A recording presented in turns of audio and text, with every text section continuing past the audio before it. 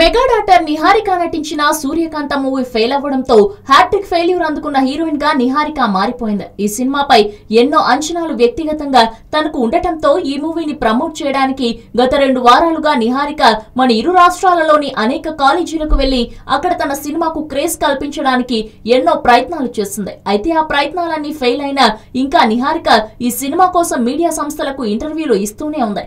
ఇలాంటి సందర్భంలో ఈమె తన బాబాయ్ పవన్ పై కొన్ని ఆసక్తికర కమెంట్స్ చేయడమే కాకుండా తనపై పవన్ ప్రభావం ఏ స్థాయిలో ఉందో వివరించింది. తనకు రాజకీయాల పట్ల అవగాహన లేకపోయినా పవన్ ఉపన్యాసాలు తాను టీవీలలో వింటూ ఉంటే తనకు ఎంతో స్ఫూర్తిదాయకంగా అనిపించి తాను కూడా జనసేనలో చేరిపోయి పవన్ కోసం ప్రచారం చేయాలని ఆవేశం వస్తుందని, అయితే తన ఆవేశం పవన్ కు ఏమాత్రం తెలియదు అంటూ కమెంట్స్ చేసింది. అంతేకాదు చాలా కాలం పవన్ తన కుటుంబ సభ్యులతో మౌనంగా ఉండేవాడు అన్న విషయాలను వివరిస్తూ అయితే ఇప్పుడు పవన్ పూర్తిగా మారిపోయాడని అంటోంది నిహారిక.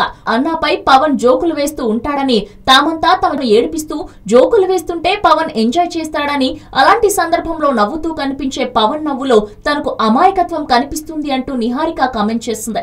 అంతేకాదు పవన్ నవ్వులో తనకు స్వచ్ఛత కనిపిస్తుంది అంటూ పవన్ వ్యక్తిత్వంలో గర్వం కానీ స్వార్థం కానీ తనకు కనిపించదని, అలాంటి వ్యక్తి తనకు బాబాయ్ అని చెప్పుకోవడం తాను గర్వంగా మాత్రమే కాకుండా స్ఫూర్తిదాయకంగా ఫీల్ అవుతున్నానంటూ నిహారిక పవన్ అభిమానులను ఆకర్షించడానికి తన వంతు ప్రయత్నాలు చేస్తున్న వారు కూడా సూర్యకాంతం థియేటర్స్ వైపు రాకపోవడం నిహారికకు షాక్ అనుకోవాలి.